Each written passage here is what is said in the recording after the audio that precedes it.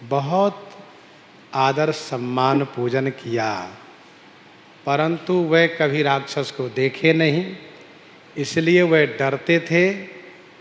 और जब विभीषण जी ने पूछा आप प्रसन्न कैसे होंगे, तब उसने कहा कि आप हमें वहीं पहुंचा दीजिए जहां से लाए हैं।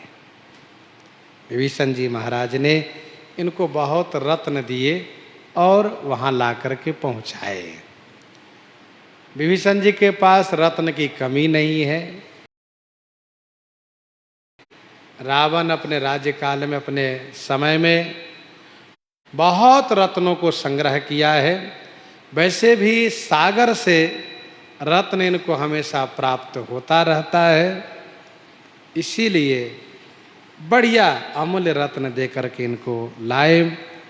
राम नाम लिखि शीस मध्य धर दियो याको, यही जल पार करई भाव साचो पायो है। राम नाम लिखि शीस मध्य धरि दियो।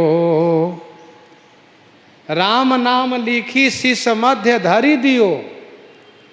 श्री राम नाम लिख करके इनके सिर के मध्य में रख दिए। स्वर्ण पत्र पर श्री राम नाम लिख करके इसके सिर के मध्य में रख दिए और कहा आप जाइए, आपको यह श्री राम नाम पार कर देंगे। या को यही जाल पार करई भाव साचो पायो है। सच्चा भाव मिला, सच्चे भाव को प्राप्त किया उस पंगु ने। श्री राम नाम के प्रभाव से उसमें दिव्यता आ गई, उसकी पंगुपना खत्म हो गई। वह जो पंगु था वह पंगुपना उसका खत्म हो गया। और इसके बाद वह सागर में चलने लगा। वह सागर में चलने लगा।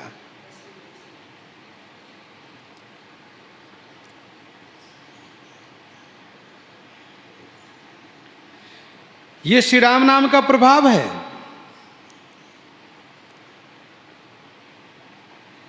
जो श्री राम नाम जीव को भवसागर से पार करता है। जो श्री राम नाम जीव को भवसागर से पार करता है, वह श्री राम नाम इसको क्यों नहीं पार करेगा। विभीषण जी को निष्ठा है, विश्वास है। कवन सिद्धि के बिनु विश्वासा। प्रभु मुद्रिका मेली मुख माही, जलधि लांगी गयो अचरज नाही। जलधि लांगी गयो अचरज नाही। प्रभु मुद्रिका मेली मुख माही। प्रभु मुद्रिका मेली मुख माही, जलधि लांगी गयो अचरज नाही।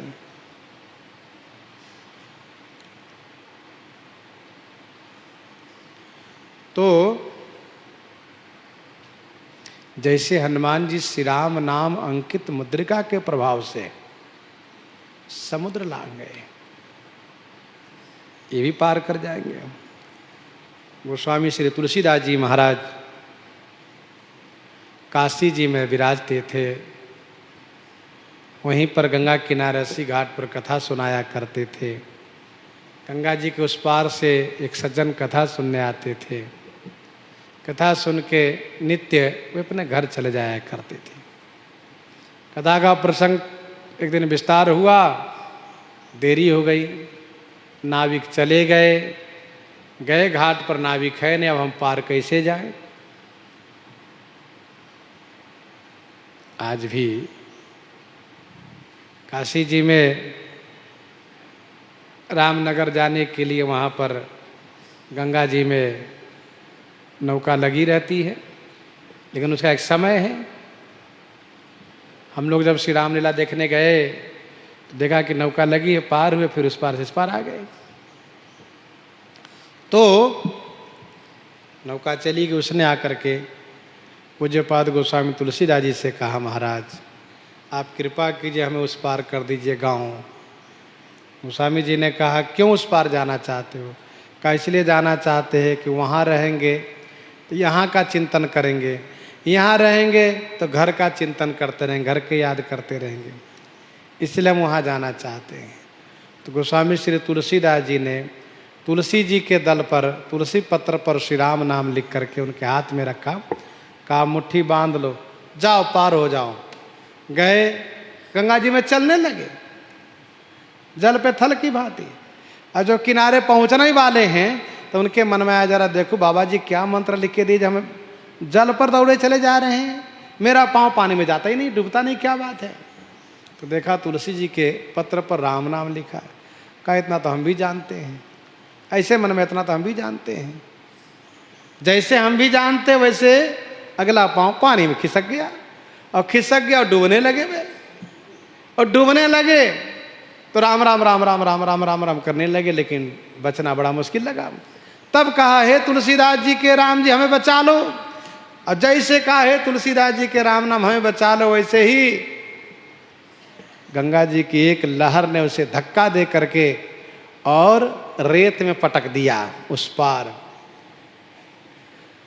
तब उसको लगा कि हमसे गलती हुई, राम नाम हम जानते हैं, लेकिन तुलसीदास जी के राम नाम ने हमें भव पार, ये गंगा पार किया है। हमने उनकी बराबरी कर ली, मन में सोचा कि तो हम भी जानते, बस डूबने लगे हम। तो महापुरुषों से कभी भी स्पर्धा नहीं करनी चाहिए।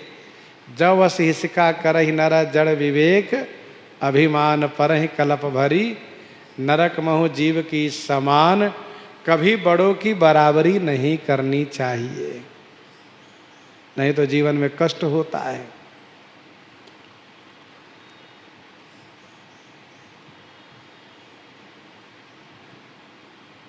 वृंदावन से वृंदावन में यमुना उस पार से एक गुजरी आती थी दही बेचने के लिए, और नौका से आती थी, नौका से जाती थी। कभी कभी देरी हो जाए तो नौका वाले को सिफारिश करना पड़े, पैसा देना पड़े ज़्यादा, तब पार करे। एक दिन एक जगह कथा हो रही थी, उसने कथा में सुना कि भगवान कृष्ण के नाम लेने से जीव भव से पार हो जाता है, भव सागर से पार हो जाता है। नाम लेत भव सिंधु सुखाही, अकरहु विचार सुजन मन माही। जा सुनाम सुमिरत एक बार, उतरहि नर भव सिंधु अपारा। तब उसने विश्वास कर लिया, ये तो बढ़िया बात है, श्री कृष्ण का नाम और भव सागर पार करता है, तो यमुना पार मुझे क्यों नहीं करेगा। अब कथा में से आई तो श्री यमुना जी को प्रणाम किया और श्री कृष्ण कह करके चलना शुरू किया, और उनका पांव जल में थल की तरह चल रहा है। बड़ा खुश हुई, वाह, आनंद आ गया। अब ये झंझट खत्म हो गया नौका वालों को सिफारिश करने का। श्री कृष्ण भगवान के नाम लेकर के पार होती है, जाती है। दही बेचने रोज आती है, अब रोज कथा सुनती है। अब दही समय से बेचे कथा सुन लेती है, थोड़ी देरी भी हो जाए तो कोई बात नहीं, क्योंकि अब तो नौका अपने पास है। और भगवान श्री कृष्ण के नाम लेकर के जमुना पार हो जाती हैं। एक दिन इनके मन में आया, जिनकी कृपा से हमें ऐसी नौका मिली है, उनको मैं अपने घर ले चल करके प्रसाद पवाऊं। इस भाव से उन्होंने प्रार्थना किया, महाराज आप कल मेरे घर चल के प्रसाद पाइए। कहा ठीक है, कल आना, चलेंगे। आई हैं और इसके बाद लेकर चली तो वे तो आगे आगे चल रही है। पूछा, अरे नौका नहीं है, कैसे चलोगी? कहा, महाराज नौका क्यों नहीं, नौका तो हमारे पास है। अब वो चलने लगी। अब ये बेचारे घबराए, जो कथा व्यास थे घबराए कि अब हम कैसे जाएं। उन्होंने कहा, अरे बाबा, आपकी कृपा से मैं नौका पाई हूं, भगवान श्री कृष्ण का नाम क्या है, ये भवसागर पार करने वाला है, उसी के प्रभाव से रोज यमुना पार करती हूं, आपसे मैं सुनी हूं, आप चले आइए। कहा, मैया मुझे डर लग रहा है। कहा, डर क्यों लग रहा है, देखो मैं चली आ रही, कहां पहुंच जाता मेरे पानी में। देखा तो वे भी बेचारे, उतना विश्वास तो है ना, दुविधा है। श्री कृष्ण भगवान कहते हुए जैसे पांव रखा, उनका पांव यमुना जी में डूब गया और तैरने लगे। मैया आई और फिर उनको हाथ पकड़ लिया और पकड़ करके लेकर उस पार गई। और जब उसने हाथ पकड़ लिया तो सही में ऊपर वो भी चलने लगे। तब उनको समझ में आया कि मैं भले कथा सुनाता हूं, लेकिन मेरे हृदय में विश्वास नहीं हुआ आज तक, इनके मन में विश्वास हो गया। मैया का हृदय सीधा है, भोलापन के नाते इन्होंने विश्वास कर लिया, क्योंकि कवन ने उस सिद्धि की बिनु विश्वास। वैसे श्री विभीषण जी ने इनके माथे पर स्वर्ण पत्र में श्री राम नाम लिख के रख दिया, ये पार हो गए। ताही ठौर बैठो मानो नयो और रूप भयो, गयो जो जहाज सोई फिरी करी आयो है। ताही ठौर बैठो मानो नयो और रूप भयो।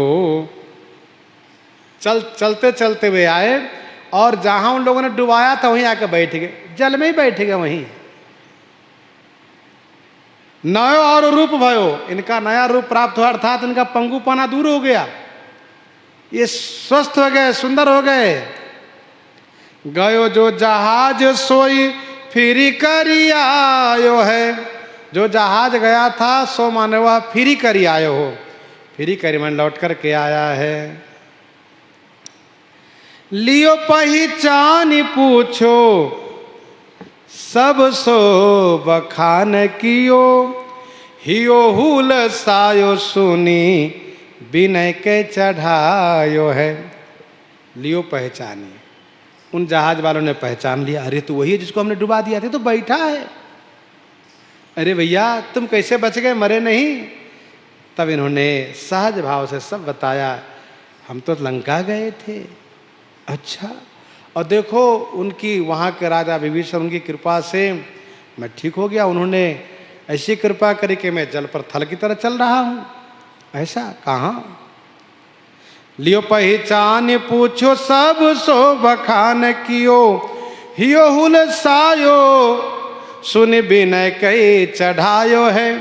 हियो हुल सायो, हृदय में बड़ा उल्लास हुआ, इसलिए विनती प्रार्थना करके उसको पुनः बैठा लिए जहाज में। कहा बैठो बैठो।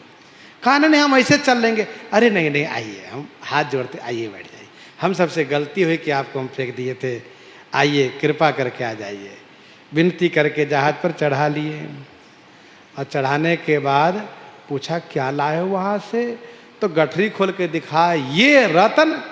तो जहाज के मालिक ने देखा, कहा अरे बाप रे, इसमें तो एक ऐसे ऐसे रत्न है कि एक रत्न के बराबर भी हमारे पास संपदा नहीं है। सबने आंख के इशारे से बात कही, इसको कोई नहीं, लूट लो, बढ़िया रत्न लेकर आया है, कहाँ मिलेगा इतना ऐसा रत्न, लूट लो। ऐसा उन लोगों के मन में आया तो श्री राम जी इनको प्रेरित किए, क्योंकि श्री राम नाम लिखा हुआ पत्र अभी भी सिर पर है। श्री राम जी प्रेरित किए, भाग लो ना तो लूट लेंगे ये। बस जैसे उन लोगों के मन में, वैसे तुरंत ये कूद गए सागर में और सूखे भूमि की तरह चलने लगे।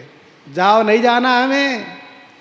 पर्यो नीर कूदिने को पाए न परस करियो, कूद गए सागर में और चलने लगे, और उनके पांव में पानी स्पर्श नहीं कर रहा है, वो तो थल की तरह चल रहे हैं।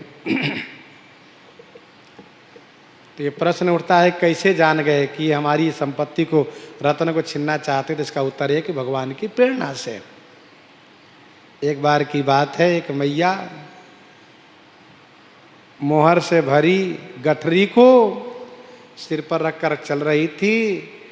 गठरी वजनी थी, इसलिए एक घुड़साल से कहा, घुड़सवार से कहा, भैया चल रहे हो, कुछ दूरी तक मेरी सहायता करो, ये गठरी लिए चलो।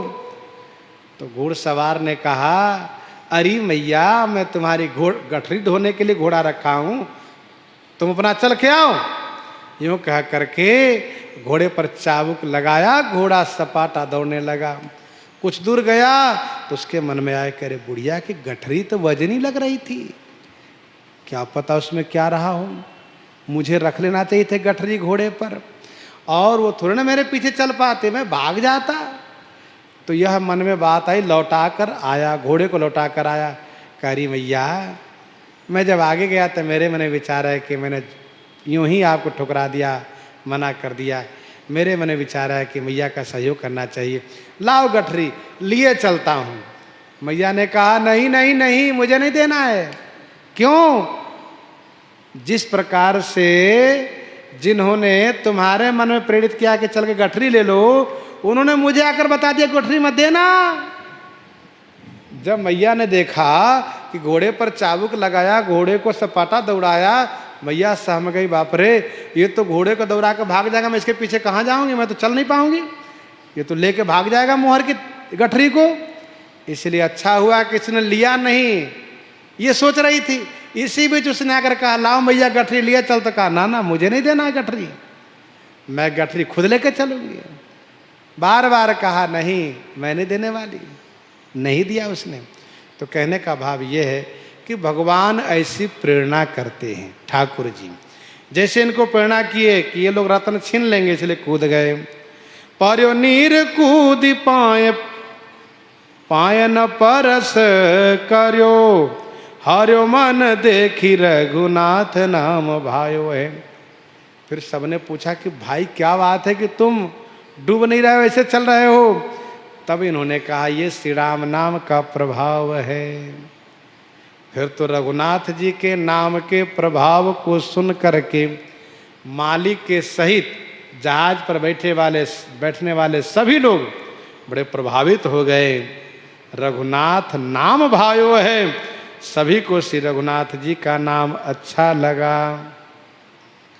राम नाम पर तापते भवसागर तरि जात, जल में जो बूढ़ियो नहीं, यह नहीं अचरज तात, यह नहीं अचरज तात।